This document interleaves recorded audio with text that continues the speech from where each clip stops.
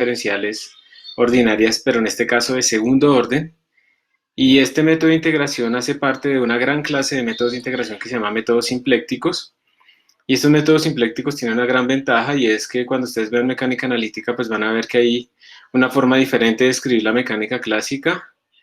Es en términos de la mecánica analítica, que son las ecuaciones de Lagrange, y al final las de Hamilton.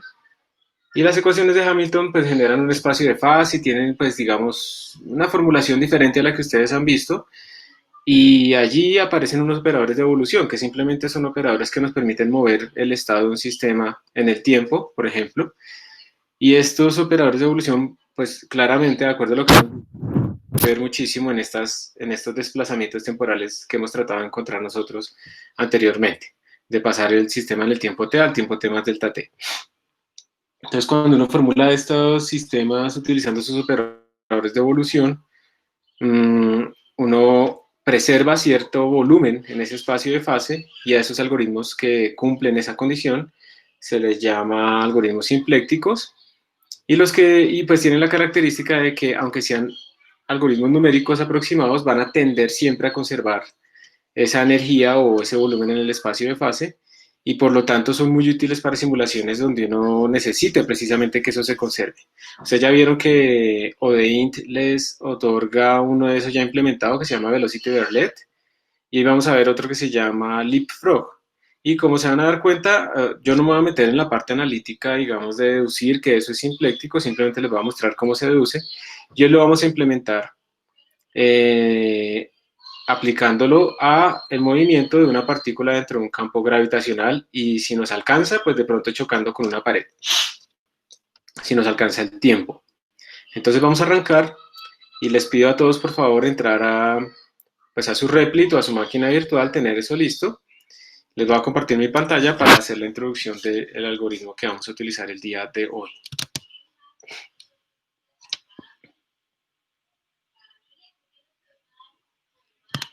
Entonces, en un momento, por favor. Profe, una duda desde C++. Y todos vayan abriendo sus máquinas también. Profe, una pregunta, desde C++ podemos hacer, digamos, simulaciones gráficas, no solo en Helioplot, sino, digamos, como hacen en Python. Ajá. Digamos, podríamos hacerlo gráficamente lo de las pelotitas. ¿Te refieres a que si la pelotica se mueve quisieras ver como una animación? Sí. Podemos hacerlo, pero entonces yo preferiría realmente que lo hiciéramos de otra manera. O sea, sí, digamos que nosotros podemos hacer animaciones de peloticas en Genoplot. Si nos alcanza el tiempo lo hacemos, pero la verdad es que eso se vuelve muy poco escalable cuando uno ya tiene muchas cosas para visualizar. Digamos, si uno tiene 3, 4 peloticas y paredes, bueno, está bien, uno las hace sin problema. Pero si tú lo que quieres es ya simular un sistema mucho más grande, eso se te va a volver supremamente lento. Vas a tener que imprimir como, digamos, si tienes 1000 peloticas, a ver, pienso, más o menos unas 2000 y puchito instrucciones por cada cuadro. Luego lo puedes guardar un GIF y todo eso, pero esa impresión y todas esas cosas va a hacer que sea muy lento tu código, ¿sí? Y ya cuando es 3D, pues ni hablar, porque es peor aún. Entonces, en ese caso es preferible utilizar otras herramientas para hacer esas visualizaciones. Y bueno, si nos queda el tiempo, pues a ver, ahí miramos a ver qué alcanzamos a hacer, porque digamos eso yo lo dicto en el otro curso, pero les podría pasar un video si no alcanzamos, en donde les muestro cómo imprimir solamente pues posición X, Y, Z y algo más, y utilizar un programa que se llama ParaView, que es muchísimo más poderoso. Y utilizando ParaView realmente podemos nosotros hacer cosas mucho más poderosas en visualización. O sea, la idea es como separar los concerns, las tareas, para que un programa sea el único que resuelve la ecuación diferencial y ya, y no haga nada más, y otro programa se encargue de la tarea de visualizar. De esa manera tenemos como más organizadas nuestras tareas. Déjame ver entonces a ver si alcanzamos, ¿listo? Pero como te digo, eso yo lo hacía antes, y pues se ve bonito y todo porque son poquitas cosas, pero es una solución que no puede aplicarse mucho más allá. Miraremos a ver si alcanzamos. ¿Listo, Nicole?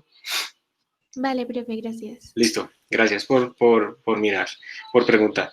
Entonces, no les he compartido todavía mi pantalla porque estaba mirando otra cosa. Y ahora sí...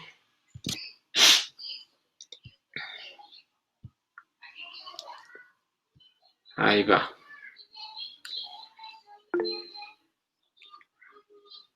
¿Cómo se llama el programa que dije? ParaView. Así lo voy a escribir en el chat. ParaView.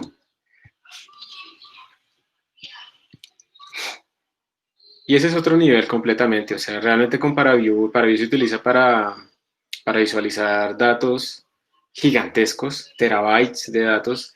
Puede correr en un clúster, entonces uno le dice al clúster, usted encárguese de esta zona de la visualización, usted esta, etcétera.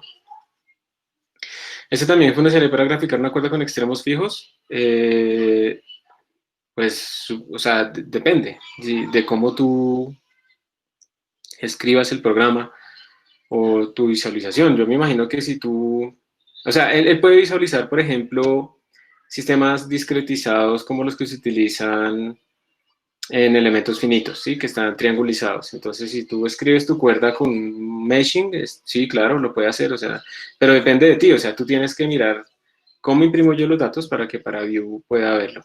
Si son simplemente, si en este caso particular que tú dices, que es, si por ejemplo tú tienes simplemente una cuerda que es una función f de x, y igual a f de x en realidad, o y igual a f de t, ahí de pronto mejor si es Genoplot, porque solamente es una instrucción por cuadro. Entonces tú haces pínteme este cuadro, pínteme este otro, pínteme este otro, pínteme este otro y ya está. Pero si tú lo que quieres es visualizar, por ejemplo, cómo es el estrés o la deformación en función de la posición y hacer un video de eso a lo largo del tiempo, ahí probablemente sí ParaView es la herramienta. Entonces depende, ¿sí, Juan José? Depende de qué es lo que estés graficando, de qué es lo que quieras graficar. Pero para una función normal, sí yo creo que Genoplot sería la tarea, la herramienta apropiada. Qué pena, profe, uno como le hacen en... Uy, hay un eco. Profe, uno cómo le hace en Replit para que el Replit que yo hablo de 2020 Pro que esté sincronizado con el de usted, o sea, para que me aparezca en tiempo real lo que se edita. A ver, si quieres que te aparezca en tiempo real, nos tocas como crear un Classroom o me toca añadirte a ti como editor. He tratado de evitar eso porque podemos cometer errores y entonces lo único que queda es estar recargando.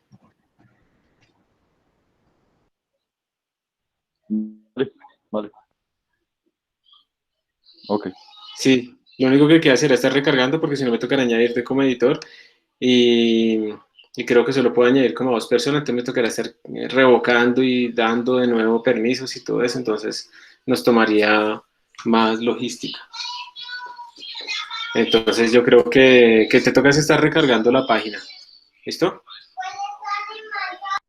Sí, señor, gracias.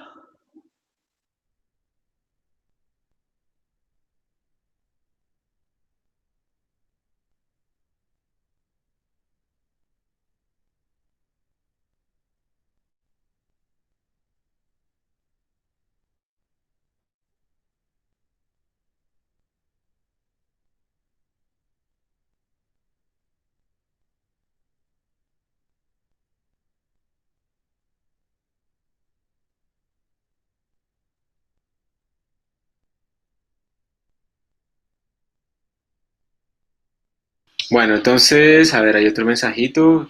Profe, disculpe, mi internet está fallando. Tranquilo, Juan José. ¿Escuchaste mi respuesta?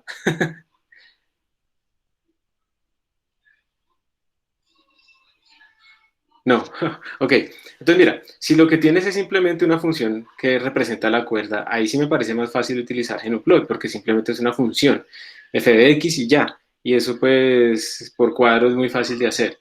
Pero si tú lo que quieres es graficar cómo es que el estrés en la cuerda cambia en función de la distancia y eso en función del tiempo y quieres modelar la cuerda como un cilindro deformable y tiene un meshing o algo así, pues ahí sí es mejor ParaView. Entonces depende del nivel de visualización que tú quieras.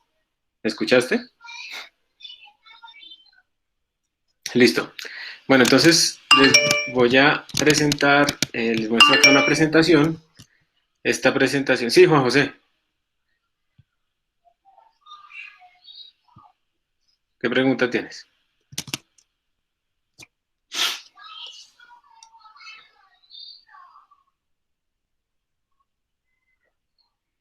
¿Es mejor solución para la cuerda que matemática? No, o sea, digamos que esas preguntas son muy difíciles de responder porque siempre que tú digas que algo es mejor que otra cosa, tienes que decir respecto a qué lo estás comparando. Eh, yo diría, usa el que sabes manejar y todo depende del nivel de detalle, ¿sí? Entonces, si en matemáticas estás resolviendo la ecuación que representa la cuerda y ahí mismo la puedes visualizar, pues de una, ¿para qué nos ponemos a meter a Genoplot? Pero si lo que estás haciendo es botar los datos desde un programa C++, sí, por eso. Entonces yo preferiría, teniendo en cuenta que matemática también hace la visualización, pues hacerlo de una vez para que me ponga a imprimirlo. Entonces, como te digo, todo eso depende. O sea, si tú llegas a encontrar una funcionalidad que no está en matemática y sí está en Genoplot, pues la respuesta es clara. Entonces, más bien lo que tú debes hacer es ir viendo, yo quisiera ver esto así, esto así, esto así, y ver si matemática te lo entrega o no. Y al final, si no, y Genoplot sí, pues ahí sí. Pero tanto como uno mejor que el otro no, porque es que son herramientas diferentes. Genoplot, de hecho, no hace tanto como hace matemática. Genoplot está orientado solamente a visualización. Entonces uno no podría como compararlos porque están como en espacios diferentes. O sea, la enseñanza, chicos, siempre es, no hay ninguna herramienta perfecta ni nada de esas cosas. Ustedes escogen la herramienta, primero que más conocen, y segundo, pues la que sea la más sencilla lo lleve más rápido a ustedes a resolver el problema. No está, digamos que ustedes al final lo que hace uno como profesor es enseñarles herramientas nuevas, pero ustedes son los que deciden al final qué usar, ¿sí? Y la experiencia poco a poco les va a ir diciendo, pues, qué es más fácil de usar, más rápido de implementar, etcétera, etcétera. Eso es lo que ustedes van a poder tener después. Bueno, entonces, volviendo al tema, esto es una presentación súper vieja del 2007, imagínense. Esta presentación, yo ya dejé la costumbre de ponerle fechas a las presentaciones y así nadie sabe si la hice ayer o hace 13 años. Y eso es un consejo que les doy, uno siempre todo es, no, fecha tal y tal evento.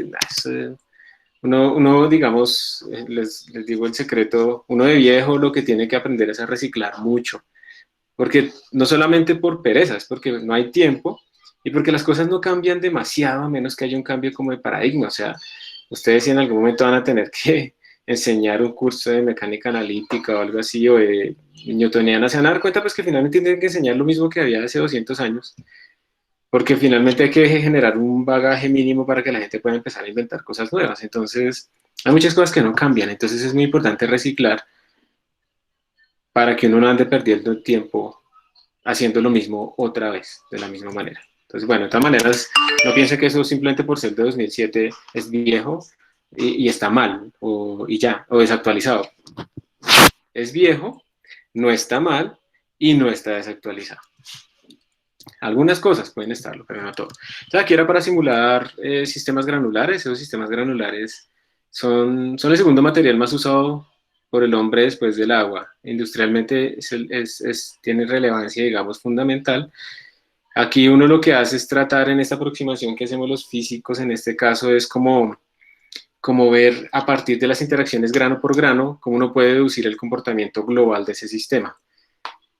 Es muy curioso porque uno coge y se implementa apropiadamente las interacciones grano por grano y hace unas pruebas ingenieriles sobre esos sistemas, un montón de peloticas empiezan a comportarse como si fueran suelo, ¿sí? Ellas no saben que son suelos, son simplemente pelotas, pero se comportan como un suelo. O sea, hay unas leyes emergentes que surgen ahí y esas leyes emergentes se pueden reproducir numéricamente y es algo muy interesante porque a partir de unas interacciones muy sencillas uno logra reproducir eso. Entonces, en esta aproximación lo que uno tiene es un sistema en donde uno da unas fuerzas y esas fuerzas dan la dinámica y uno al final pues lo que quiere es integrar la segunda ley de Newton. Y entonces ahí es donde está la relación con lo anterior. Estamos básicamente resolviendo la segunda ley de Newton. Lo que uno pone son las fuerzas. Y luego se tiene que inventar con qué método resuelve la segunda ley de Newton. Obviamente uno de los métodos es dinámica molecular, es Runge-Kutta. El problema con Runge-Kutta es que esa función f que calcula las derivadas, esa función f nos obligaría a nosotros a calcular la fuerza muchas veces. Y en general esa función de fuerza toma mucho tiempo. Entonces, si uno coge, por ejemplo, un ROHECUTA de orden 4, la función de fuerza por paso hay que hacerla 4 veces. Y eso implica que va a ser 4 veces más lento nuestro programa. Entonces, así, digamos, diciéndolo gruesamente. Entonces, uno tiene que buscar algún algoritmo que le dé buena precisión, pero que le haga evaluar pocas veces esa función de fuerza, por ejemplo. A eso se le llama dinámica molecular, a resolver simplemente las ecuaciones diferenciales. Realmente tiene relación con la dinámica molecular, con moléculas como tal, aunque aquí estamos en unas escalas mucho mayores. Y esa dinámica molecular pues tiene como 3 cosas fundamentales. Una es escoger qué algoritmo voy a usar yo para integrar los grados de libertad translacionales y rotacionales, si existen. La otra es cuáles son las fuerzas. Y la tercera es como una optimización que hay atrás. Antes de seguir, quiero decirles pues que, bueno, cuando uno busca molecular dynamics en Google, ¿sí? Entonces a uno le sale aquí pues toda una definición de molecular dynamics, uno mira allá, hay algunos códigos para resolver esos molecular dynamics que son cerrados y abiertos de código. Hay unos famosos como por ejemplo GROMACS. GROMACS es un código de simulación muy poderoso para hacer molecular dynamics, donde realmente ellos resuelven las ecuaciones de Newton para sistemas moleculares. Entonces ellos pueden simular este tipo de cadenas de aminoácidos, proteínas, y esa es la idea que se hace en Molecular Dynamics, ¿sí? Ellos simulan este tipo de cosas, membranas celulares, cosas así. Hay muchos otros paquetes para hacer Molecular Dynamics, entonces aquí también es importante tener en cuenta la escala en la que uno está hablando. Si uno está hablando de cosas muy chiquitas o si está hablando de cosas un poco más grandes. Y por ejemplo, los medios granulares que vamos a hacer nosotros, pues están en las escalas de los metros o centímetros o milímetros, donde la parte atómica no importa mucho. Aunque a ustedes les suene raro, también aquí en esta parte donde estamos hablando de aminoácidos y moléculas que son cosas bien pequeñas, aún así en estos casos se utiliza mecánica clásica. Aún así estas cosas se comportan como sistemas clásicos y bueno, seguramente habrá algunas correcciones entre más escalas pequeñas estudie uno, pero a esa escala que está uno ahí, todavía se utiliza simplemente la solución de la ecuación de Newton en términos de potenciales. Porque recuerden que si uno no tiene disipación, las fuerzas son conservativas, se pueden escribir como menos el gradiente de un potencial. Entonces, lo que se define son potenciales. Entonces, Molecular Dynamics, pues entonces es básicamente resolver las ecuaciones de Newton para un sistema en donde yo puedo decir quién es quién. Ellos interactúan por algunas leyes, ¿sí? Y bueno, si ustedes quieren ir más allá, entonces pues pueden leer todo este historial, les va diciendo toda la teoría que hay detrás. Ahí obviamente la mecánica estadística también juega un gran papel porque uno ahí tiene temperatura, pero la temperatura es como una energía, entonces uno si quiere fijar la temperatura pone unos termostatos, igual hay un montón de cosas ahí por detrás. Para nuestro caso, los medios granulares, eso no nos va a interesar, o de pelotas rebotando, cayendo por la gravedad. Entonces, como les decía, ahí lo importante es escoger cuál es el algoritmo que me lleva a temas delta T y cuáles son las fuerzas. Entonces, translacionalmente, ¿qué es lo que nos interesa a nosotros? Hay muchos, Verlet, Leapfrog, velocidad Verlet, que ustedes ya lo vieron. Hay uno que se llama velocidad Verlet optimizado, porque el que lo formuló, O'Melian, lo que hizo fue meter un parámetro ahí numérico, hizo la formulación de velocidad Verlet utilizando pues, la formulación de mecánica analítica, y luego calculó los errores y minimizó esos errores globales en términos de ese parámetro que introdujo, y entonces lo optimizó para que minimizara los errores aún más que el velocidad Verlet normal, que ya es muy bueno. Ellos cambian en el orden, miren. Aquí es muy importante esto.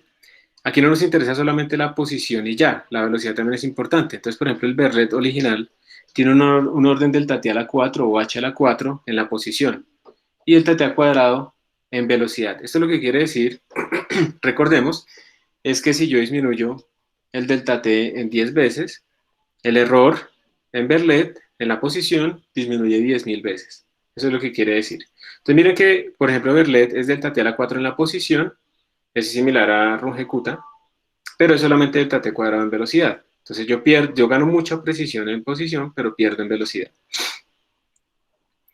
Es muy bueno, se utiliza mucho en sistemas gravitacionales porque ahí importa mucho más la posición que la velocidad, pues porque la ley gravitacional depende de la posición. Leapfrog es delta T al cubo en posición, baja un grado, pero sube en velocidad. Y bueno, los otros están así. Entonces les voy a mostrar más o menos cómo es que se deducen esos algoritmos. Aquí alguno de ustedes no ha hecho o no sabe qué es una expansión en series o una expansión en series de Taylor. ¿Alguno no sabe qué es eso?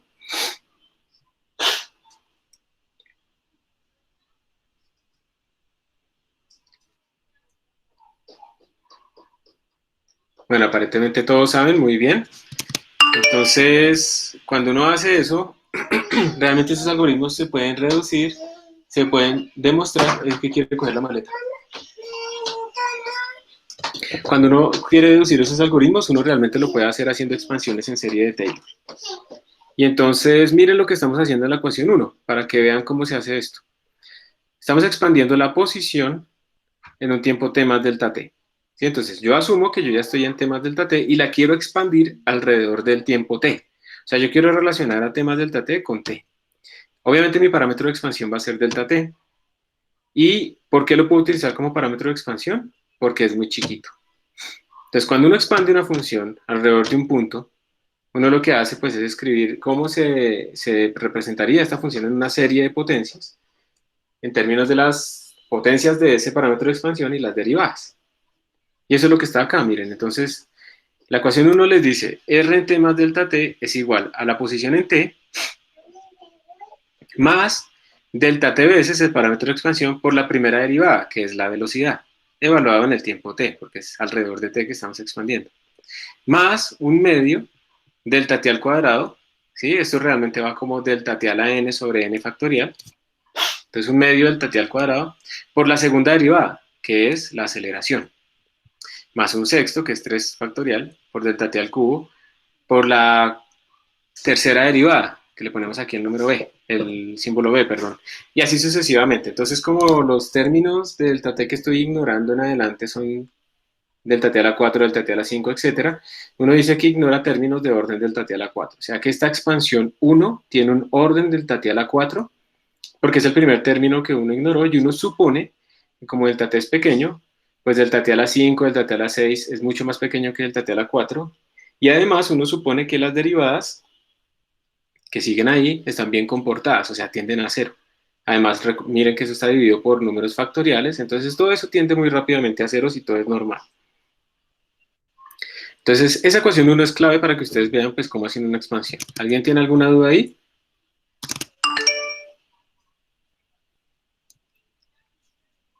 Que bueno, yo preguntándole a físicos, ustedes son todos físicos, reinteligentes, deben tener todo eso bastante claro. Un físico inteligente también pregunta, ¿no? Listo, entonces nadie dice nada. Entonces, esta es la expansión en t más delta t. Ahora yo puedo hacer también la expansión, pero hacia atrás. En vez de ir hacia t más delta t, ir hacia t menos delta t.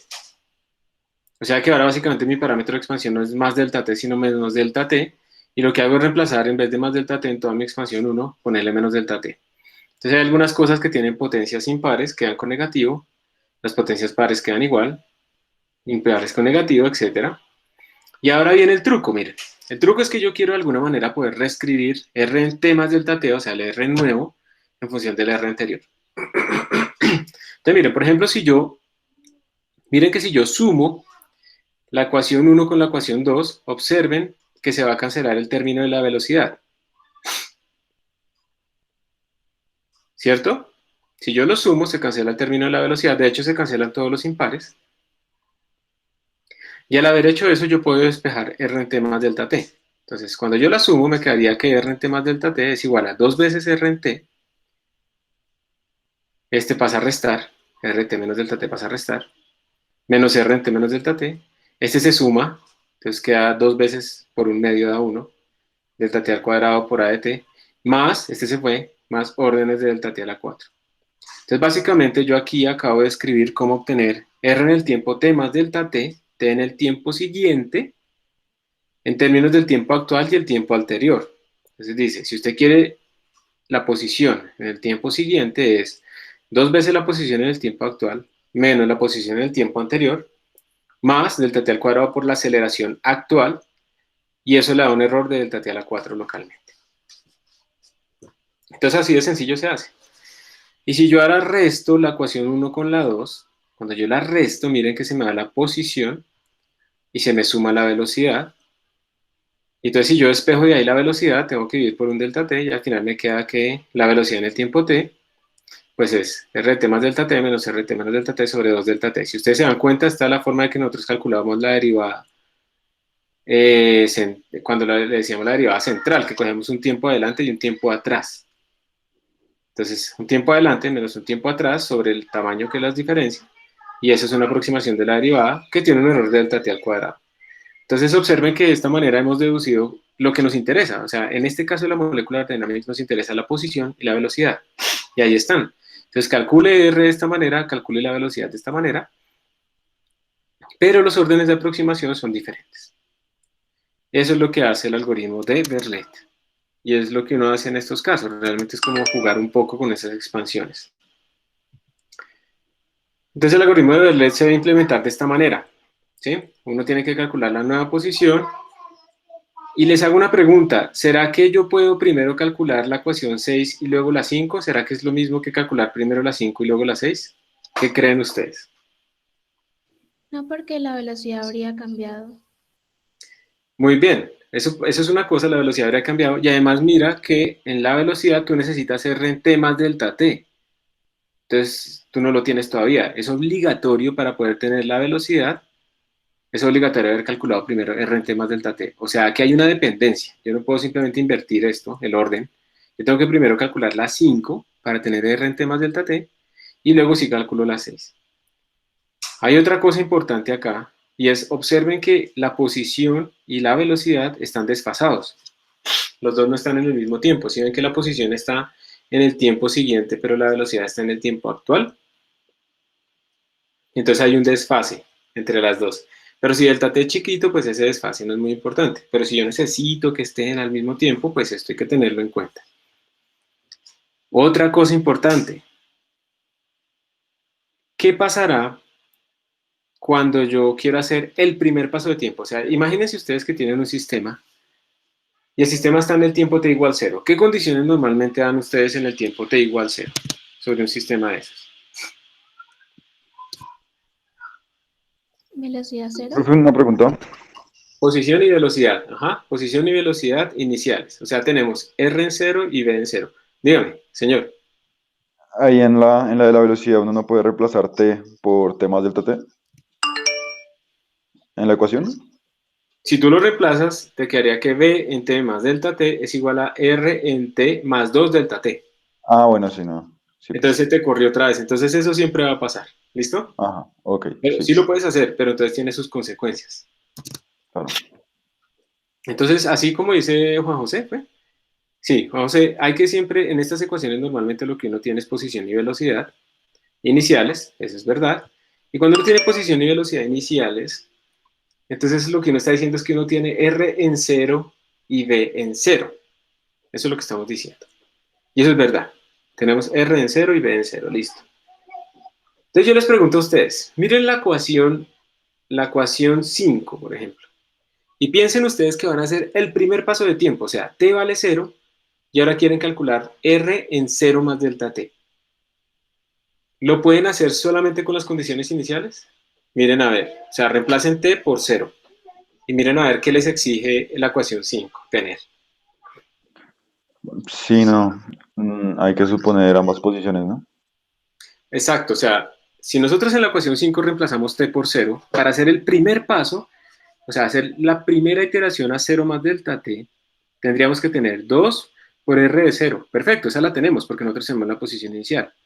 Menos r en 0 menos delta t, esa no la tenemos, nosotros tenemos ese r en 0. Más delta t al cuadrado por la aceleración en 0. Sí, la aceleración en 0 la tenemos porque es la fuerza inicial y se puede calcular. Entonces observen que este algoritmo no es autoarrancable, este algoritmo necesita que uno de alguna manera calcule cuánto sería la posición antes del tiempo. O sea, no basta con tener la posición en t igual 0, sino hay que tener también la posición en 0 menos delta t. Por lo tanto, hay que hacer algo para hacer eso, ¿sí? Hay que hacer, de alguna manera resolverlo. Y esto es muy importante que uno lo mire en estos algoritmos, si es autoarrancable o no. Si autorrancable básicamente, yo no sé si eso existe, yo lo llamo así, Pero lo que quiero decir es si con las condiciones iniciales es suficiente para que podamos empezar a hacer la evolución. ¿Listo? Entonces, ahí hay algo, y eso es importante tenerlo en cuenta. Y lo hago desde ya porque pues ahorita lo vamos a volver a ver en Leapfrog, pero ya ustedes lo escucharon, entonces en principio pues les va a quedar más claro, más claro. ¿Alguna otra pregunta ahí?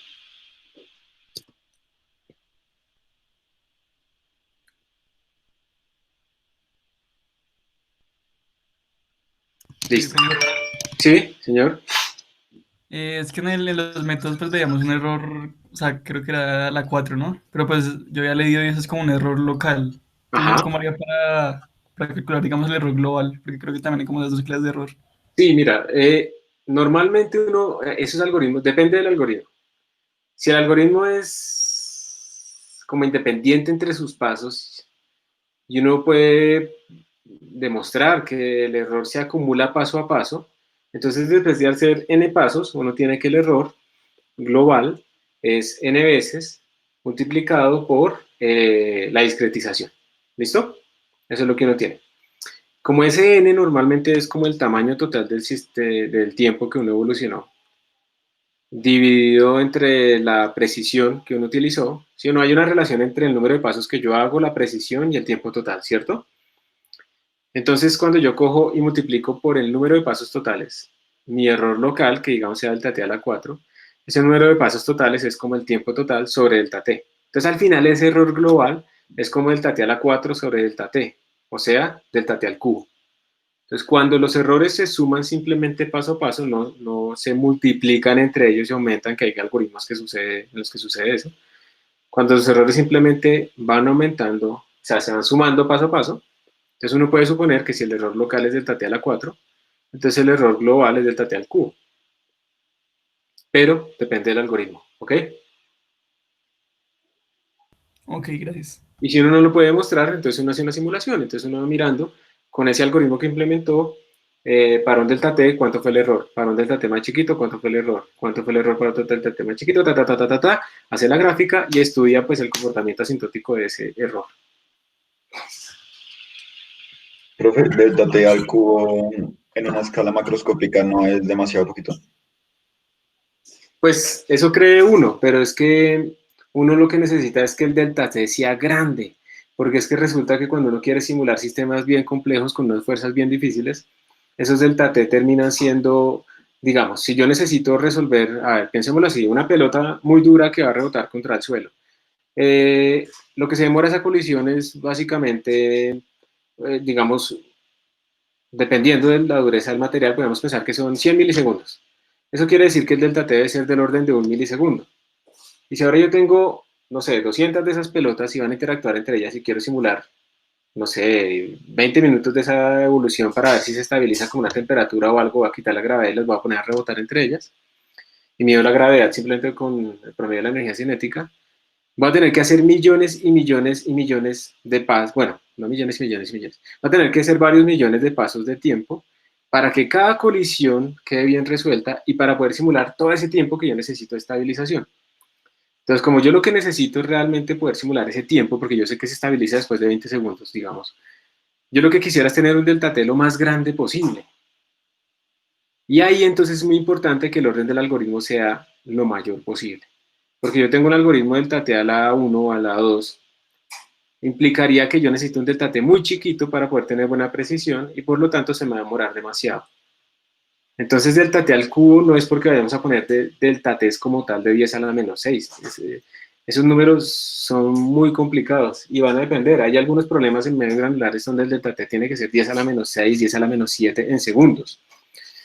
Y eso implica simulaciones muy lentas. Y realmente, por ejemplo, en GROMACS y en estas cosas, esas simulaciones que ellos hacen, eso no pasa de nanosegundos o cientos de nanosegundos o no sé si lleguen al microsegundo, pero nunca uno va a ver una simulación real de esas en escalas reales que simule una célula por 10 segundos, por ejemplo. Hay una gran limitante, entonces entre mejor el algoritmo, entre más rápido y el orden mayor, es mejor porque yo lo que necesito es tratar de utilizar delta T's grandes. ¿Listo? Bueno, Gracias, profe. con gusto. Entonces, esto es el de Verlet.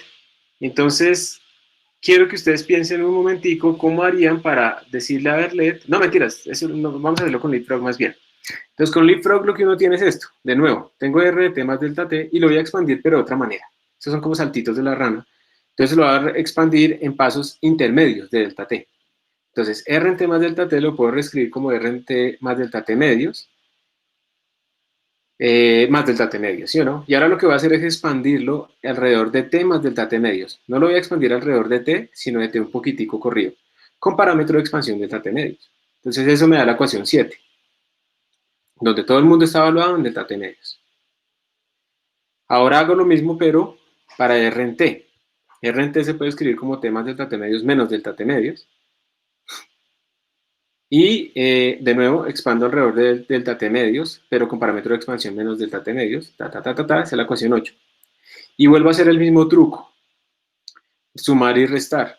Y cuando yo hago eso y despejo la nueva posición y la nueva velocidad, me quedaría R en T siguiente, R en T más delta T es igual a R en T más B por en T más delta T medios, más orden de delta T al cubo.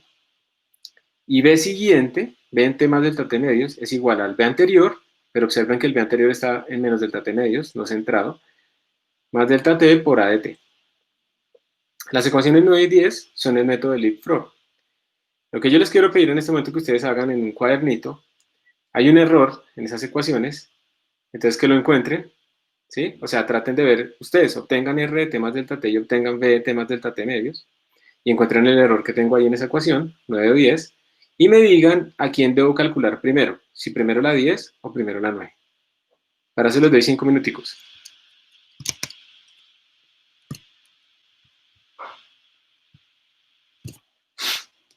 Profe, cuando me presione, ¿por cuánto tiempo modelan las moléculas? Es decir, la simulación, ¿cuánto tiempo simula?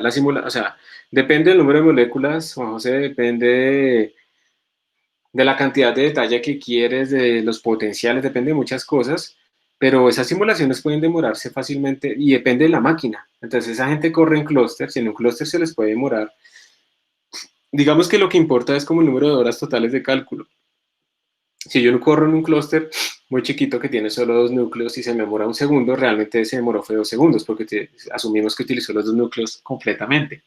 Entonces, pueden ser fácilmente 100.000 horas de cálculo que utilizan ellos para simular un sistema durante un nanosegundo o cosas de ese estilo. Pero es que en un nanosegundo pasan muchísimas cosas en una célula. O sea, la escala de ellos es completamente diferente a la nuestra. Entonces depende realmente del problema, Juan José. No hay como un número que pueda identificar fácilmente todo ahí. ¿Listo? Entonces 5 minuticos para que hagan esa deducción. Profe. Sí, la voy a ¿Puedo dejar la ahí. ecuación, por favor?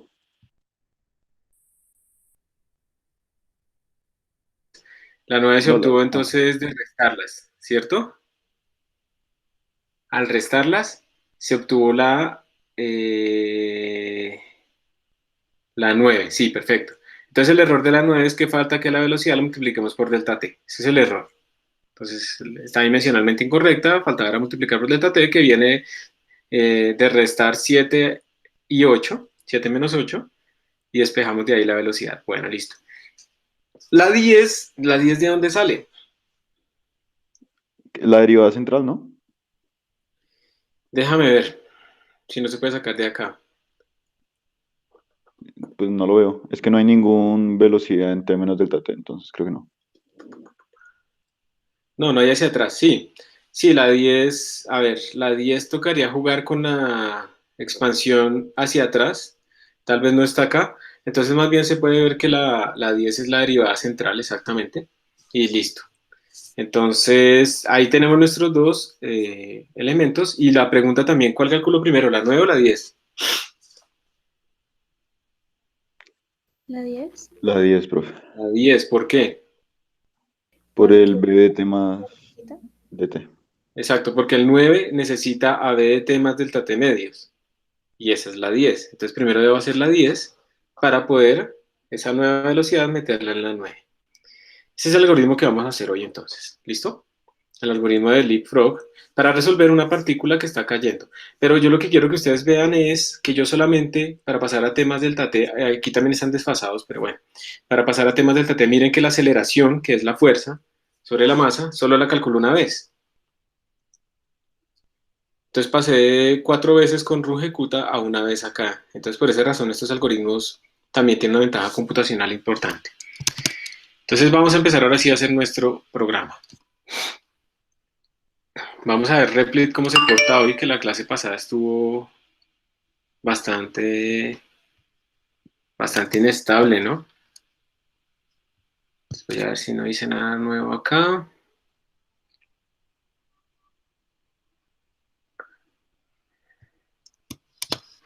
Yo no sé qué fue lo que hicimos. Lates ODEINT ANRK4.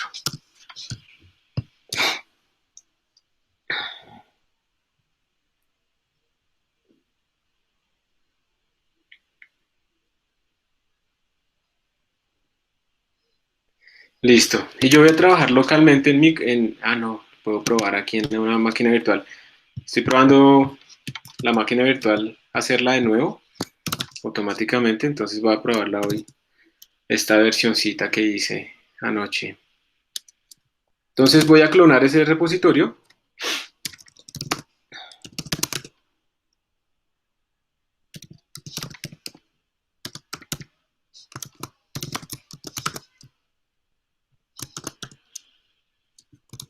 mktemp. Listo. Muy bien. View, zoom in. Listo. ¿Me confirman si pueden ver ahí mi consola? Sí, señor. Es git clone, creo que esto es https://github.com/lupatarunno/ bueno, lo que no me gusta de esto es que me tocaría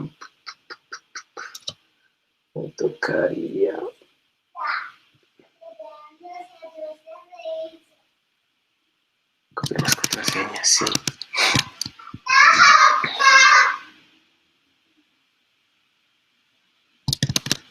Bueno, esto lo miramos.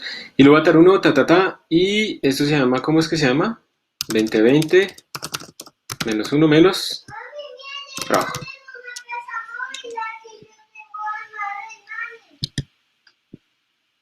No, pero no, yo quiero que ustedes puedan hacer esto al mismo tiempo que yo. No, lo vamos a hacer en Replit, vamos a ver cómo nos va con Don Replit hoy. Me parece que ellos están presionando para que uno pague y no use todo gratis. Vamos a ver cómo nos va. Entonces 2020, 05, ¿y qué fecha es hoy? Ya casi mitad de año, ¿no?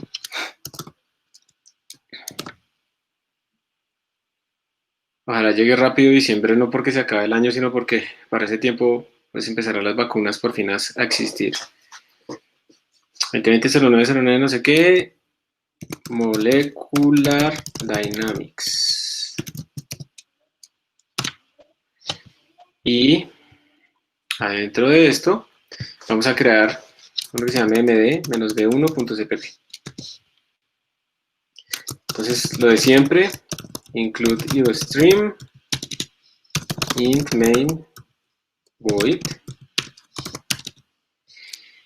Y ahora tenemos que pensar en la modelación. Entonces aquí vamos a aprovechar para hacer un repaso pues de todas las cosas que hemos usado para ver qué nos sirve y qué no nos sirve. Entonces, primero que todo, ¿cuál es el objetivo de este código? ¿Sí? Entonces, el objetivo es modelar una partícula que cae bajo la acción, bueno, que se mueve bajo la acción de la gravedad y tal vez amortiguamiento. Entonces, ustedes quieren hacer todo un sistema, digamos, de proyectiles, ¿cierto? Quieren simular eso. Entonces, eso es lo que queremos hacer. Entonces, pilas, queremos modelar una partícula y entonces tenemos que saber cómo modelar una partícula. ¿Qué es una partícula? Cae bajo la acción de la gravedad, entonces tenemos que poner fuerza de gravedad y va a tener ciertas fuerzas. Entonces, aquí hay varias cosas. Tenemos que poner la partícula, cómo es o cómo se modela, tenemos que hacer una integración en el paso de tiempo y pues al final imprimir o alguna cosa para poder visualizar estos datos. Entonces tratemos de pensar que somos unos genios y ya hicimos todo y ya estamos en la función main y vamos a utilizar absolutamente todo lo que ya hicimos pero que no hemos hecho, pero va a ser una guía para lo que necesitamos. Entonces podríamos decir, vamos a definir algún tipo de datos que se llame partícula. ¿Y por qué? ¿Y por qué voy a hacer esto? Porque es que una partícula, digamos, piénsenlo, es como un tipo de datos que guardaría los atributos y las posibles funciones de una partícula. Entonces, una partícula, ¿ustedes qué atributos creen que debería tener? Masa, Masa, ¿qué más? Velocidad. posición, velocidad. Posición, velocidad. Poco más, ¿no? ¿Sí ven? O sea, depende entonces. También podría tener la forma, ¿no? Entonces, si es una esfera, un radio, pero si es puntual, como lo vamos a hacer ahorita, pues no. Pero si es un cubo, pues el lado, o sea, depende de lo que queramos modelar, pero si se dan cuenta que una partícula es como un conjunto de atributos y de pronto de funciones, ¿no? Podríamos decirle partícula, deme su posición, partícula, deme su, imprímase, lo que sea. Entonces, como esto implica que la partícula es como una estructura de datos, vamos a asumir que ya hemos creado un tipo de datos llamado particle, y ese tipo de datos del llamado particle lo vamos a hacer una instancia llamado como cuerpo 1. Esa debe ser nuestra partícula. Después miramos nuestra partícula que debe tener. Cuando hacemos esto también debe quedar como con unos valores por defecto esa partícula. Y ustedes ahorita me dijeron que debería tener una partícula, entonces rápidamente voy a escribir acá partícula, debería tener, ustedes me dijeron masa, posición, la vamos a poner en R, velocidad, también debe tener como una fuerza o aceleración, ¿cierto? Por ahora no le vamos a poner nada más, es una partícula puntual. Luego lo que haríamos, ¿qué sería? Tendríamos que decirle como condiciones iniciales, ¿cierto? A la partícula, igual que hacíamos antes, porque igual vamos a integrar la posición de ella.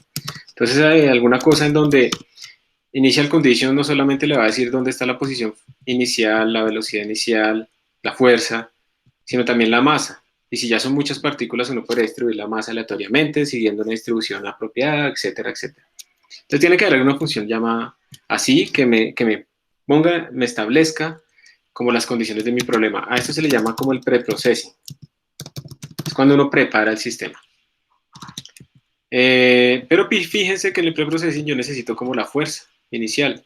Entonces tiene que haber alguna función también que calcule la fuerza, ¿cierto? Entonces hagamos una función que se llame compute force y pues va a recibir a mi partícula. Puede ser que si depende del tiempo tengamos que mandarle el tiempo, pero por ahora pues no. Entonces tiene que recibirla por referencia, inicial conditions también, porque las van a cambiar. Y ahí ya hemos preparado nuestro sistema. Luego vendría, por ejemplo, la parte del processing, ¿sí? Y el processing es hacer la evolución temporal. Entonces, la evolución temporal implicaría que vamos a hacer un loop, ¿sí?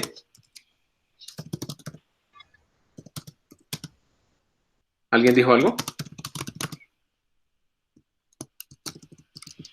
Nadie, no, listo. Y estos, pues, todos son parámetros que uno debería después definir, ¿no? Cuántas iteraciones quiere hacer y cosas así, por aquí como constantes. Entonces, digamos que yo voy a hacer 1000 pasos de tiempo, por ejemplo. Y lo que yo diría, bueno, cada paso de tiempos de estos es un tiempo verdadero, que será como el tiempo donde yo inicio, que normalmente es 0, más y veces por el delta t. Entonces aparecen más constantes que debo definir, ¿cierto? Y luego lo que yo haría por cada iteración de esas sería decirle a mi sistema, decirle algo como que, a ver, imprimimos primero.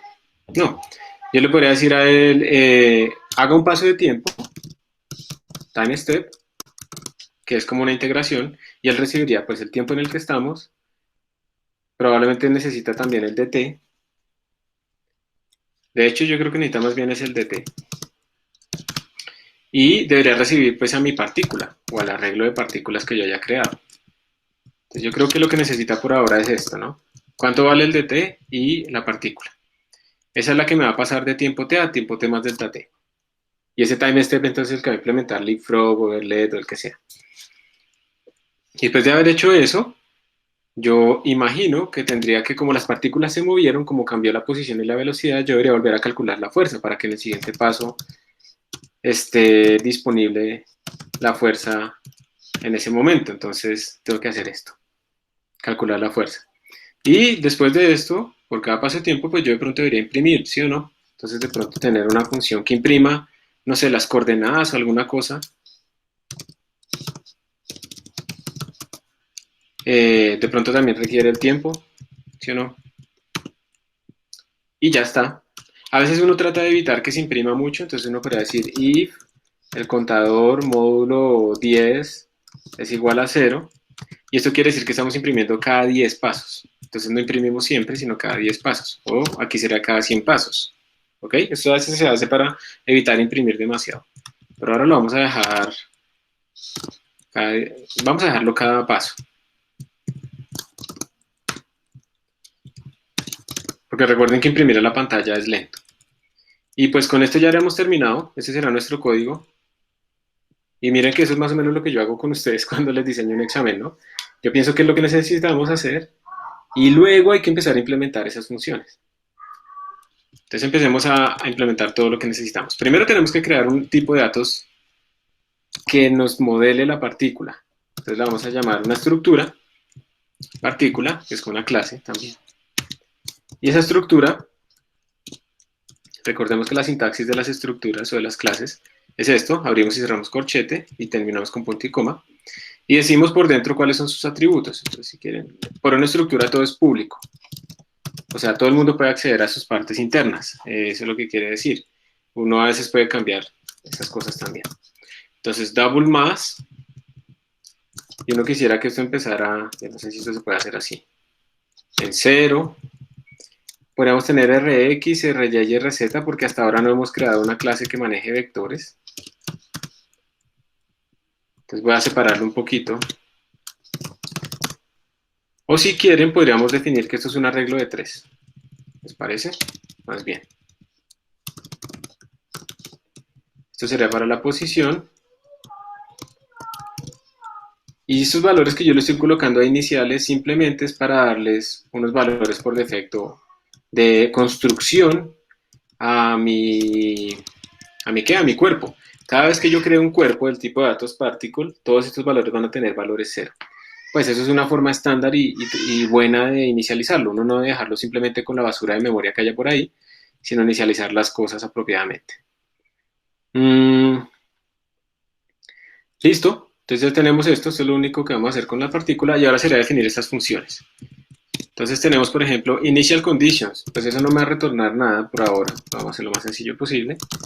Y esto recibiría particle, pero la recibe, la voy a llamar B localmente, la recibe por referencia porque obviamente la va a cambiar. ¿Cuál otra? Compute force. Entonces, como esta la va a guardar internamente las cosas, pues yo no tengo que retornar nada, a menos que quiera mandar alguna información. Y recibe también a mi cuerpo por referencia, porque también lo va a cambiar.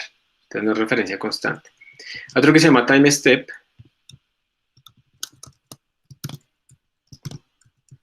Entonces time step, ¿listo? Recibe el delta t localmente, recibe un delta t y recibe también al cuerpo por referencia porque también lo va a cambiar. ¿Qué más hay? Y el print, ¿no? Entonces print, este man recibe el tiempo, recibe el cuerpo por referencia, pero constante porque pues no tiene sentido que lo cambie, solo lo va a imprimir. Entonces tenemos estas 4 funcioncitas que debemos implementar. Y adivinen quién las va a implementar. Ustedes. Entonces, por favor, recarguen su replit, copien el código y empiecen a hacer la implementación de todo. ¿En qué método, profe? Vamos a hacer leapfrog, pero lo que quiero es que empiecen con initial conditions, piensen en unas condiciones iniciales para una partícula que va a caer, simplemente cómo las escribirían. Entonces pónganle, aquí es muy importante también que definamos los ejes, ¿no? ¿Qué ejes vamos a manejar? Entonces, vamos a definir los ejes de esta manera. Vamos a poner que, a ver, me perdonarán este dibujo que voy a hacer, pero...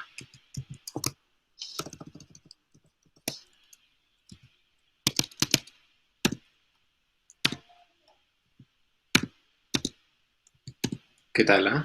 Se llama ASCII Art. Entonces, ¿qué quieren? A ver, ¿cuál quieren que sea X? ¿Este? ¿El horizontal? Bueno, no, pues la Este es convención es que el que está inclinado es X, ¿no? Es que a veces la gente lo pone así, a veces no quieren así. Este puede ser X, ¿sí? A veces a la gente le cuesta perder X, o sea, quieren X acá, y entonces, si esto es X, podríamos decir que este es y por lo tanto realmente el que sale acá es Z. Lo importante es que respete la regla de la mano derecha, ¿les parece? Sí, profe, usted ya no nos tiene compartida la presentación de ahí, como para No, ver los métodos. no está compartida, entonces se las voy a poner para que le tomen una foto rápido, a ver. Bueno, yo se las dejo ahí, mejor dicho, no hay problema. Entonces, miren, ya teniendo esto en X, Y y Z, yo lo que quiero es que, aunque el problema es tridimensional, pues vamos a dejar Z igual a 0, vamos a movernos en el plano X, Y, y lo que quiero es una partícula que arranca a una altura dada, posición en X igual a 0, pero tiene un Y diferente de 0 positivo, y que tenga una velocidad hacia arriba, para que podamos ver como una parábola que primero crece y luego disminuye. ¿Listo? Eso es lo que quiero. Entonces arranquen, chicos. Lo que necesito que pongan es todas las funciones. ¿Qué harían? Dejen time step para el final. Mejor dicho, hagan las tres primeras. Hagan las tres primeras para ver qué se les ocurre a ustedes poner ahí. Profe, ¿cómo son las condiciones iniciales? Perdón. Un X igual 0, Z igual 0 y Y en una altura dada. Y en velocidades, todo 0, excepto que en Y le vamos a poner un poquito hacia arriba.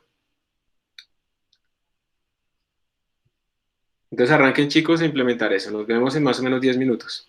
Espero que un poco menos, pero a veces me demoro.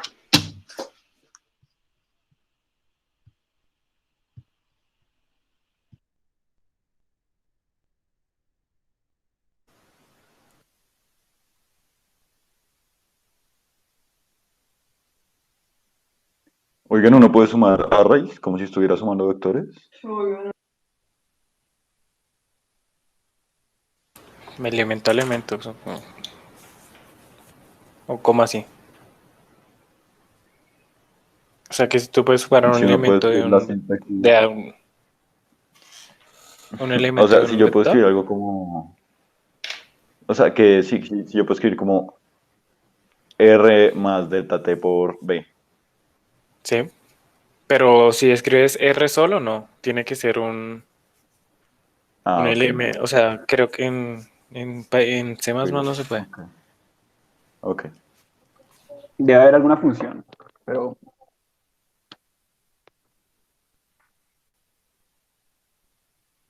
Aunque igual, digamos, si es un vector, digamos, te tocaría como la definición que uno hace en matemáticas. Elemento a elemento. Listo, chicos, volví. Entonces, ¿alguno se dio cuenta si falta alguna función o no?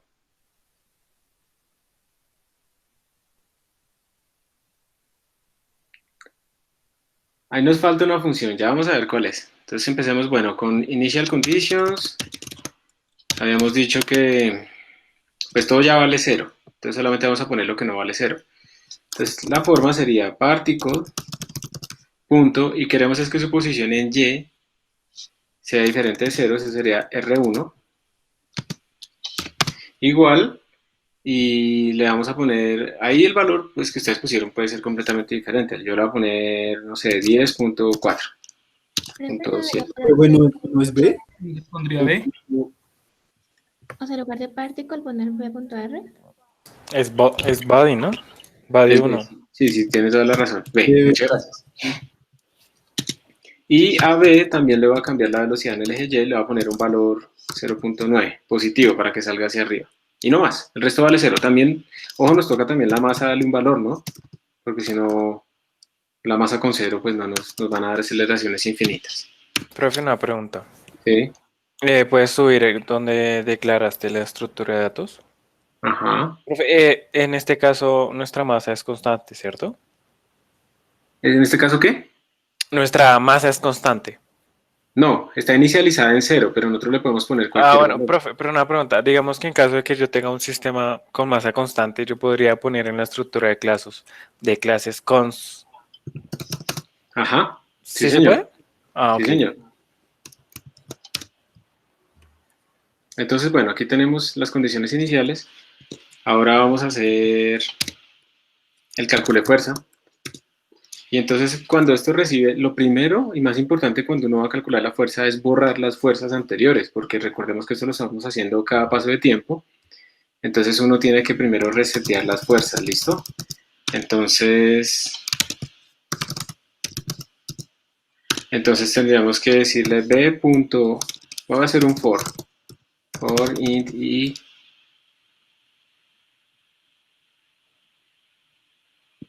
vamos a hacerlo por componentes, igual 0, hay tres dimensiones, ¿no? Y lo que haríamos sería b.f de i igual a 0. Eso sería lo primero que tendríamos que hacer nosotros realmente. Y luego en este caso vamos a poner solamente la fuerza de gravedad. Entonces, gravity force. Pero qué cosa. Y la fuerza de gravedad no va en todos los ejes, solamente va en el eje Y. Y entonces lo único que haríamos sería b.f en el eje Y. Y como eso es una sumatoria de fuerzas, lo ponemos como más igual, para que quede claro que es una sumatoria. Como ya empezó todo en cero, entonces no hay problema. Y aquí le pondríamos menos gravedad, nos toca definir esa constante, menos g por b punto más. Esto sería añadir la fuerza de gravedad y listo. Ya no tendríamos que hacer absolutamente nada más. Entonces ya está la función compute forces. No la hemos testeado, estamos probando absolutamente todo. Acá, la función imprimir, voy a implementarla. Entonces yo lo que quiero es que esto imprima la pantalla por ahora, después lo ponemos en un archivo, pero por ahora quiero que me imprima la pantalla. Quiero que me imprima el tiempo.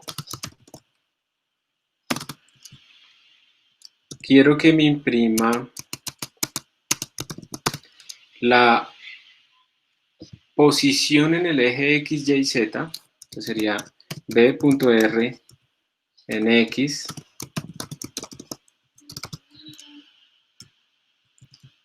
Voy a copiar y pegar. En y en Z. Y también la velocidad. Esas son las dos que me interesan. Después podemos poner las fuerzas y todo eso. Pero ahora me interesan son solo estas. Uy, no.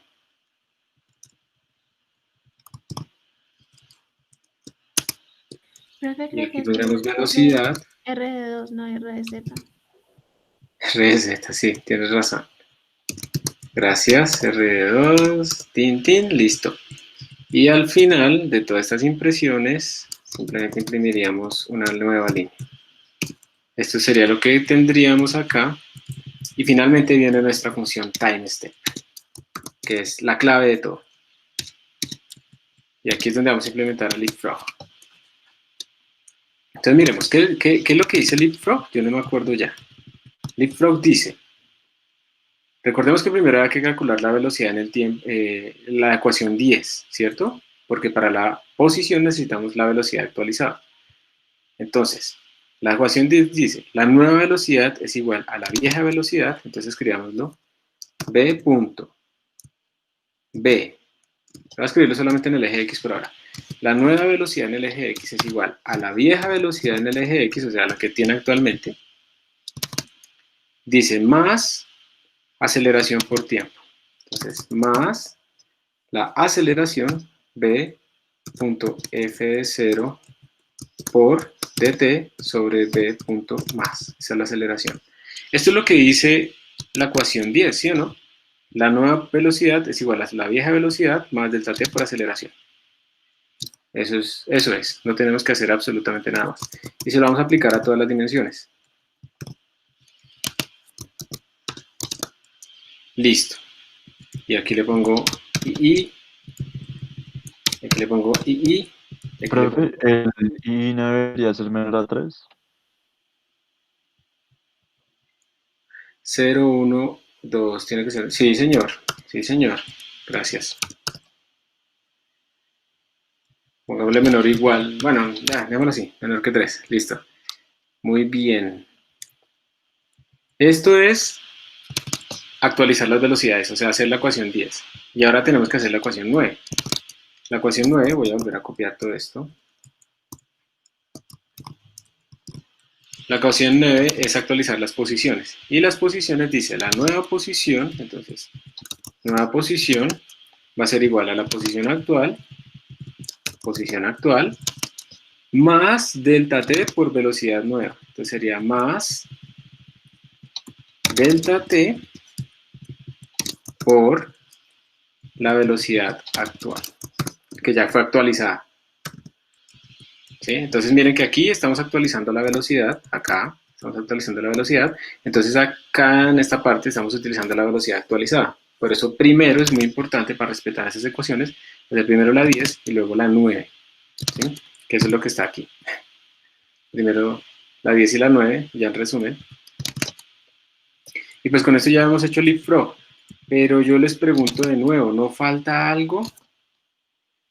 Mejor dicho, voy específicamente a la pregunta, ¿este algoritmo es autoarrancable o no?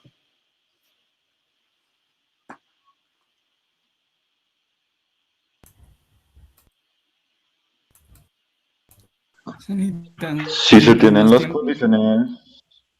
No, o sea, pues habría que tener el tiempo en RT y la velocidad en T, pero en menos delta T medio. Exacto, o sea, nosotros tenemos al inicio del tiempo, nosotros tenemos la velocidad en t igual 0, pero acá la ecuación 10 para arrancar, para iniciar, necesitas la velocidad en el tiempo menos delta t medios, no en 0. Entonces nosotros tenemos que, antes de todo, desfasar nuestra velocidad para que no esté en 0, sino menos delta t medios. Entonces nos falta una función que será como el start integration, que recibe, pues obviamente la partícula, y también recibe el delta t, ¿no? Para poder hacer esa expansión. Entonces el start integration, vamos a ponerlo aquí. Esta función start integration, pues de nuevo les repito, lo que queremos hacer es que la velocidad que se necesita no es la velocidad en tiempo t igual 0, sino en menos delta t medios. Entonces ahí lo único que le queda a uno es hacer una expansión. Entonces lo que hacemos es velocidad, perdón, b.b en 0, ahorita le ponemos en un for, va a ser igual. Entonces, ¿cómo haríamos nosotros? O sea, miren, lo que necesitamos es calcular la velocidad en menos delta t medios. ¿Qué se les ocurre a ustedes para hacer eso? Si tenemos la velocidad en 0.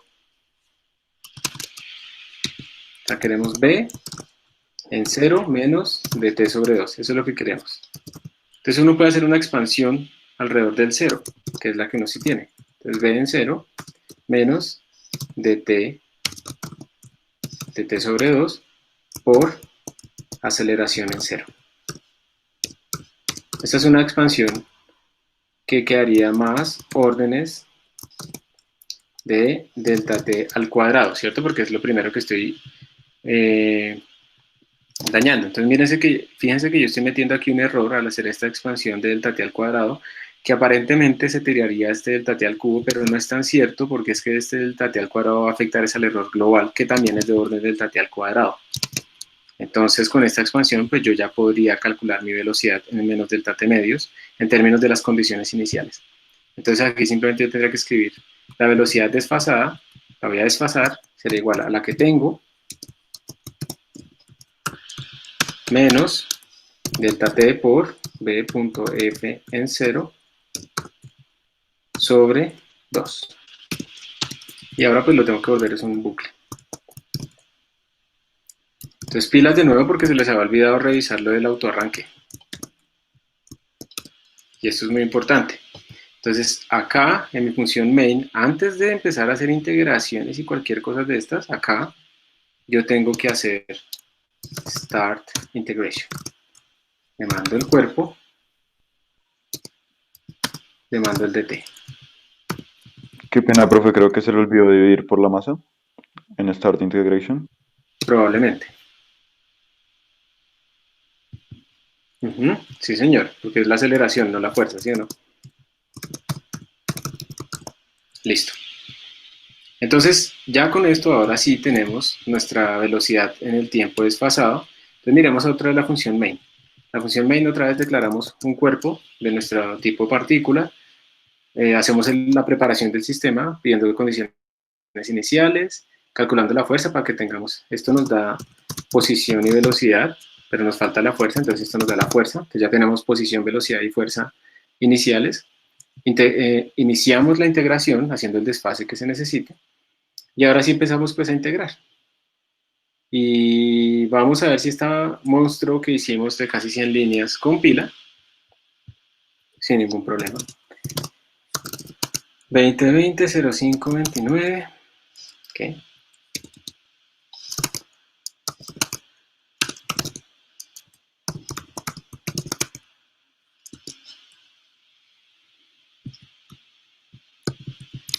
Menos st igual a c más 11. Pues falta definir varias constantes, ¿no? Entonces, const double de tmin igual a 0.0. Profe, Sí. están diciendo que en Start Integration hay que ponerle los índices a la velocidad. Sí, señor. Gracias por avisarme porque no estoy viendo el chat. Pin. Tmin dt. Entonces, tmax, vamos a poner que... No, aquí no funciona eso.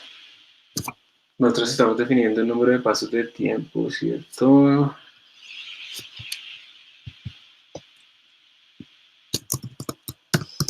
Esto lo vamos a llamar en steps. Entonces vamos a decir que const int en steps y vamos a hacer 1000 pasos de tiempo, como hemos dicho. Vamos a definir dt también como constante. Const double dt igual a 0.1, lo vamos a dejar así. Y const double, bueno, el tmax no lo necesitamos, ¿no? Entonces no lo pongamos. Tmax es simplemente dt por en steps. ¿Qué más necesitamos? La gravedad. Const double g igual a 9.81. Ojo, no le ponemos el menos, porque nosotros acá en la función cálculo de fuerza ya le pusimos el menos, acá. ¿Listo? No le ponemos el menos. Y vamos a ver si ahora sí nos compila. Profe, en la función de calcular fuerza no conoce el valor de G, ¿no? No, mentira, sí, porque es una variable global. Es una variable global, ajá. Esa no es la mejor manera, por eso la ponemos constante para minimizar ese desorden, pero en general uno debería definir esto en una clase que tenga parámetros. Pero bueno, ya nos compiló y lo ejecutó y pues ahí ya dio algo. Y ahora lo que tenemos que ver es si ese algo tiene sentido o no tiene sentido. Entonces lo vamos a redireccionar. Yo creo que hagamos el deltate un poquito más chiquito para que no se mueva tan lejos. Compilamos. Profe, ¿no deberíamos decirle al programa, digamos, que en un punto debe parar? Dime, perdón, ¿me repites? ¿El programa para? Sí, el programa para porque mira que él hace máximo en steps. Ok. Y ahora vamos a mirar qué nos dio. Genoplot, plot. Entonces recordemos el formato de este archivo, de lo que estamos imprimiendo es, primero está el tiempo, entonces sería decirle 1, pínteme en función del tiempo. Si le ponemos la posición en X en función del tiempo, ¿qué nos debería dar? ¿Qué creen?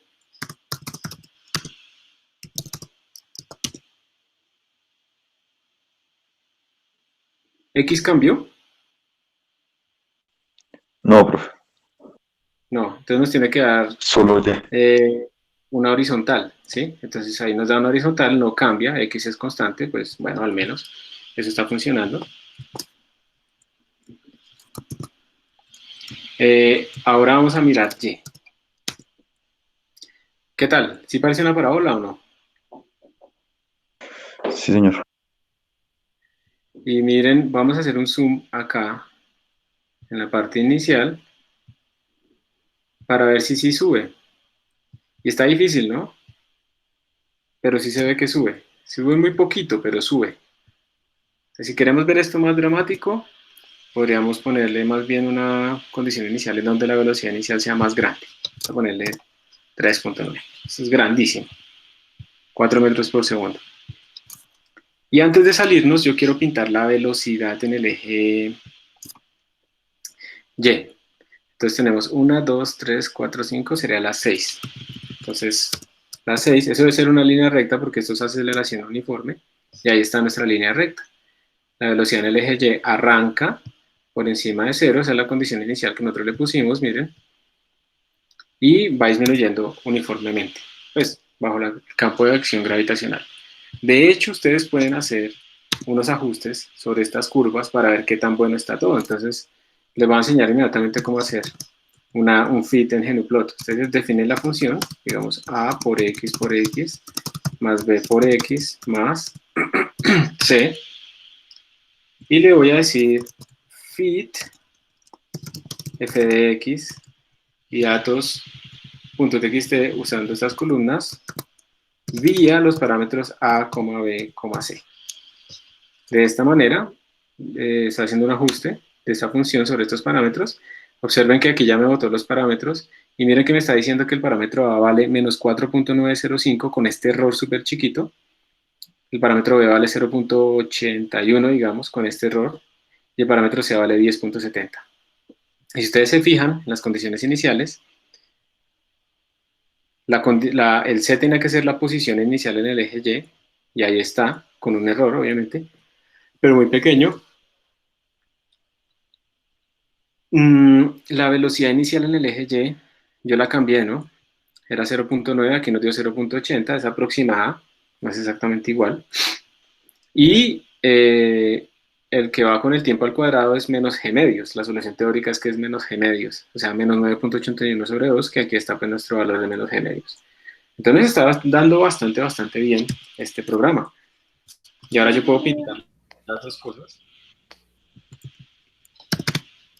Tengo una duda, digamos, la partícula está cayendo, pero, y le estamos poniendo como que lo haga número de veces, pero no va a llegar a un punto en el que va como a traspasar el piso. Sí, mira que desde que la coordenada sea menor que 0, traspasó el piso. O puede ser que estemos pensando es que estamos sobre un edificio. Entonces, nosotros en este momento no le hemos dicho a ella nada de fuerzas contra el piso para que rebote. Y entonces, para que él sepa que hay un piso, tendríamos que ponerle una fuerza con el piso. ¿Sí? Desde que no pongamos una fuerza con el piso, él no va a saber que existe el piso. Entonces miren que aquí estoy pintando la teórica con nuestro ajuste, ¿no? Perdón, mentira, no estoy pintando la teórica sino el ajuste. Y pues bueno, la cosa va bastante bien. Entonces ahora voy a volver a correr con estos nuevos parámetros, pero les quiero mostrar algo más. Si ustedes, por ejemplo, quisieran ahora simular un misil, bueno, un proyectil, un balón que se tira, pero que hay mucho arrastre, ¿qué cambiaría en todo este proceso? ¿En dónde meterían la mano? En la fuerza sería como menos amortiguamiento por la En velocidad. la fuerza. Exacto. Entonces vamos a añadir un amortiguamiento. Entonces lo que haríamos sería, por ejemplo, un amortiguamiento que sea, a ver, un amortiguamiento que sea dependiente de la velocidad. Entonces sería como menos una constante por b punto más por b punto velocidad en 0. Esto es una forma de simular el amortiguamiento en 1, perdón.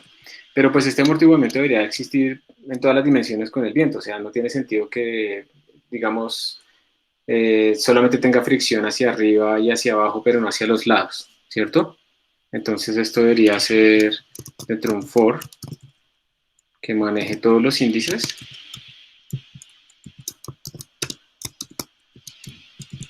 Y aquí le ponemos I, aquí le ponemos I. Y con esto ya hemos implementado amortiguamiento. Entonces le vamos a poner aquí esta nueva constante Le vamos a poner 0.1 para ver cómo nos va con ese valor. Así. Y bueno, voy a volver a compilar, pero esperen que me toca que guarde. No ha guardado. Ya. Volver a compilar, voy a correr y me voy a meter a Genoplot para que miremos cómo nos da la posición en Y en función del tiempo. Ahí está. Yo no sé si ustedes ven, pero esto cambió. Antes llegaba hasta 500. ¿Sí? Y esto ya claramente, si yo lo pinto junto con el fitting de antes, claramente ya no me da... ¿Ya no me da qué? Ya no me da... Vamos a hacerlo. El teórico, ¿cuál sería la solución teórica si fuera una parábola? Quizás en las condiciones iniciales sería menos... ¿Cómo es? 9.81, 4. Me bloqueé. Creo que, 4.9. creo que el amortiguamiento es independiente de la masa, ¿no? Hay dos formas de simularlo. Se puede hacer independiente de la masa o se puede hacer dependiente de la masa. Yo prefiero ponerlo dependiente de la masa para que el amortiguamiento sea una escala de tiempo. Cuando tú lo pones, no pones la masa explícitamente, depende de la masa y del tiempo. Cuando uno pone la masa, ese amortiguamiento es una escala de tiempo en la cual actúa ese amortiguamiento. Entonces, si yo lo pongo, digamos, de 0.1, yo espero que en 10 segundos, el inverso de ese valor, haya perdido cierta cantidad de energía. ¿Sí? Es por eso.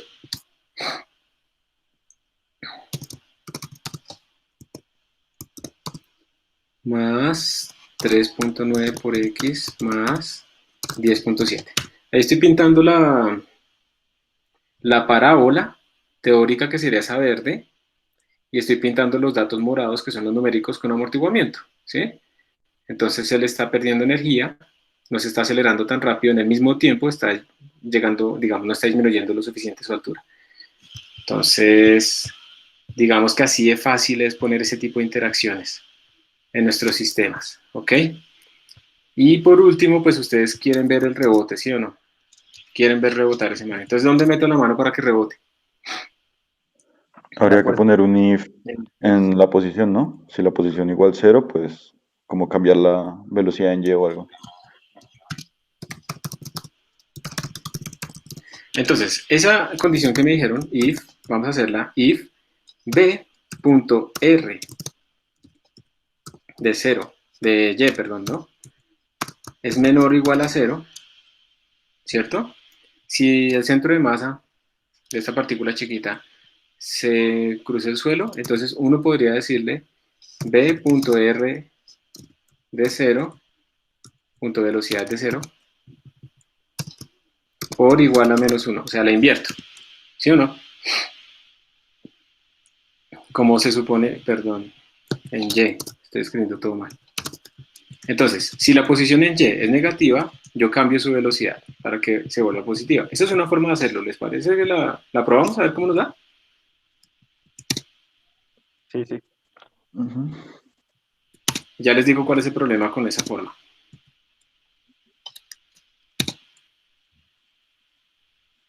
Ahí está, se ve bastante bien. Voy a quitar esta teórica. Miren, ahí está rebotando. Como está perdiendo energía con el aire, pues la partícula va rebotando cada vez menos, ¿cierto? Pero lo interesante es que la partícula aquí, cuando llega y detecta que está penetrando el suelo, pues invierte su velocidad. Entonces todo va muy bien, pero pilas que este if todavía no está muy bien, porque imagínense que en un tiempo, imagínense que el man detectó que está dentro del suelo y yo invierto la velocidad, entonces la pongo hacia arriba.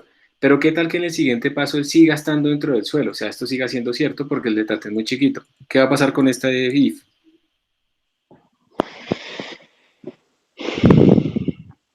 Me la va a poner hacia abajo. Y después me la va a poner hacia arriba, no sé qué. Entonces yo tengo que aquí no solamente tener en cuenta que esté esto así, sino que además la partícula, punto B, que además su velocidad sea también negativa, o sea que definitivamente el tipo está penetrando el suelo y además su velocidad vaya a seguir penetrando el suelo. En ese caso es que yo quiero volverla positiva, ¿Ok? Entonces, digamos, esa es la primera cosa. Pero hay algo que está mal, digamos, en general en esta interacción. Y es que estamos haciendo que esto sea como un golpe durísimo. O sea, ustedes imagínense físicamente si ustedes tocan el suelo y algo inmediatamente les invierte la velocidad. ¿Qué escala de tiempo tuvo eso? 0. Cero. O sea, eso fue una delta de Dirac. Eso fue un golpe durísimo. Y esto está en contra, digamos, de lo que uno tiene en dinámica molecular, que es que la evolución temporal de las colisiones se pueda resolver con el delta T. Entonces, esto nos va a generar problemas de inestabilidad. Si uno, por ejemplo, quita el amortiguamiento, si yo le pongo que no hay amortiguamiento,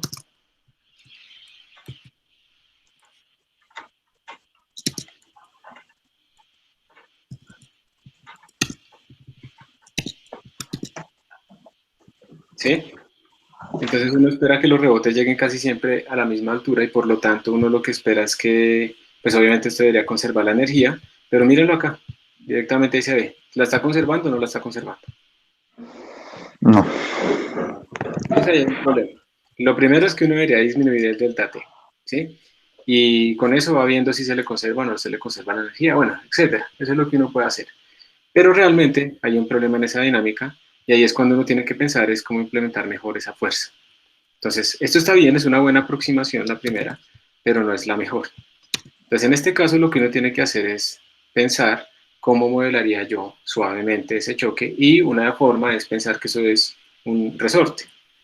Entonces vamos a hacer lo siguiente, vamos a decirle a la partícula que ella también va a tener un radio, que empieza en 0 obviamente. Vamos en Initial Conditions a ponerle un radio.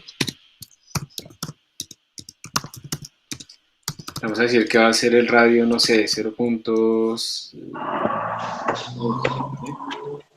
es el radio. ¡Ay, no! No, se muera. Listo, 0.11. Listo. Y entonces, miren, la idea es la siguiente, chicos. Yo lo que voy a hacer es calcular qué tanto está penetrando mi partícula, mi esfera, al suelo. Y voy a hacer una fuerza que es proporcional a esa penetración. Entre más espichado esté contra el suelo, es como si lo estuviera penetrando más, entonces va a ser una fuerza de repulsión más grande. Entonces yo primero tengo que calcular como qué tanto está penetrando mi partícula al suelo, y para eso, imagínense entonces que ustedes tienen una esfera, y lo que quieren ver es ese borde de la esfera de abajo, qué tanto está entrando en el suelo. Entonces eso lo podemos hacer así, miren, double delta lo voy a llamar, y qué tanto está penetrando al suelo, sería coger, a ver, ¿cuál es la coordenada de ese borde? Del borde de abajo de la partícula. La coordenada de ese borde sería su posición en Y menos su radio. ¿Estamos de acuerdo? Esa es la coordenada de abajo, ¿sí o no?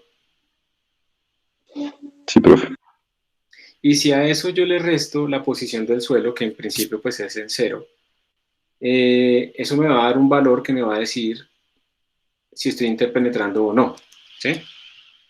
Entonces si a esto yo le resto la posición de la pared de abajo, eso me va a dar qué tanto está penetrando. Disculpe que no haga el dibujo, pero es que nos queda muy poco tiempo, entonces no alcanzo a hacerles el dibujo. Pero ustedes lo pueden dibujar después. Entonces, voy a cambiar el signo a esto, simplemente voy a restarlo alrededor, voy a restar la posición de la partícula, de la pared respecto al borde inferior. Y lo que estoy viendo es quién es más grande. Estoy viendo ¿es más grande la posición de la pared o es más grande la posición de abajo de mi partícula? Eso es lo que estoy viendo ahí, ¿sí o no? ¿Y cuándo habrá penetración? Cuando delta sea mayor que 0 o menor que 0.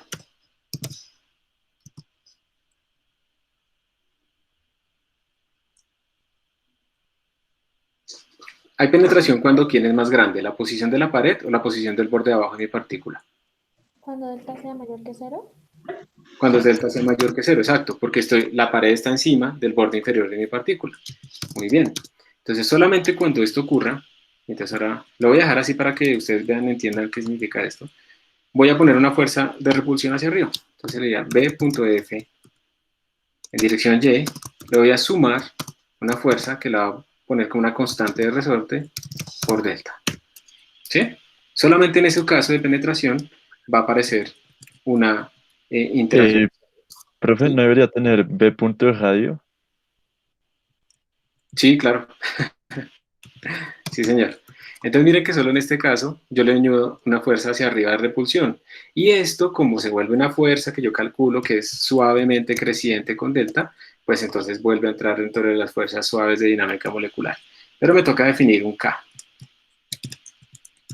Entonces vengo acá con double K igual, y le voy a poner una dureza de ese resorte de 12.8, lo que sea. Obviamente entre más duro se hace resorte, el choque dura menos, y por lo tanto el delta T debería ser más chiquito. O sea, hay una relación entre K y delta T, porque K sobre M es una frecuencia y una constante de tiempo ahí, ¿no? Yo lo estoy haciendo todas las patadas. Entonces le puse ese valor y vamos a ver qué nos da. Vamos a compilar. Nunca le cambié el nombre a esto. Datos. Y vamos a graficar a ver qué nos da. Y miren que ahí de nuevo tenemos rebotes, pero el rebote, miren que ahora la partícula está penetrando mucho más, ¿sí? Pero miren que el rebote se hace muy suavemente y entonces podemos hacer la integración sin ningún problema con nuestros algoritmos. Y vamos a mirar qué pasa con la energía, y la energía aparentemente está mejor conservada que lo que teníamos anteriormente, pero obviamente hay diferencias, ¿no? Que se resuelven haciendo el delta T más chiquito. Entonces, ustedes también pueden, por ejemplo, añadir que cuando chocan con el suelo pierda energía, entonces le pueden poner aquí simplemente una fuerza de amortiguamiento que no sea con el aire sino con el piso, y entonces también la partícula va a perder y vamos a tener pues una definición ahí de un coeficiente de restitución. Y pues esto en general es dinámica molecular. Como ustedes se pueden dar cuenta, lo único que ustedes tendrían que hacer si quisieran hacerlo con Runge-Kutta es aquí, en la parte del time step, pues meter Runge-Kutta. Eso es lo que tendrían que hacer. Pero al hacer eso tendrán que evaluar la fuerza varias veces más, porque Runge-Kutta tiene pasos intermedios. Y esto pues fue, digamos, la introducción a dinámica molecular. Lo que yo quería que les quedara claro a ustedes entonces es que tienen que ver cómo implementar el algoritmo de integración y cómo implementar posiblemente esos arranques, ¿sí? El Star Integration. Si hay que hacerlo o no hay que hacerlo, si hay que analizarlo, y cómo se hacen esos time steps, que hay unas dependencias. Yo a veces necesito hacer una cosa primero que la otra. Y pues las fuerzas, cómo se implementan.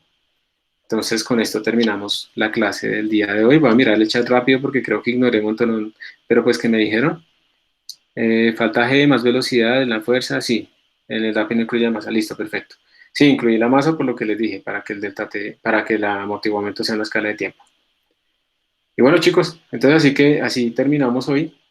Nos vemos la próxima semana y yo creo que entre hoy y mañana les llegan las listas de propuestas de examen, ¿de qué? De proyectos finales. Feliz fin de semana y pues cuídense ustedes y sus familias. Hasta pronto. Buen día, profe. Gracias, profe. Igual para todos.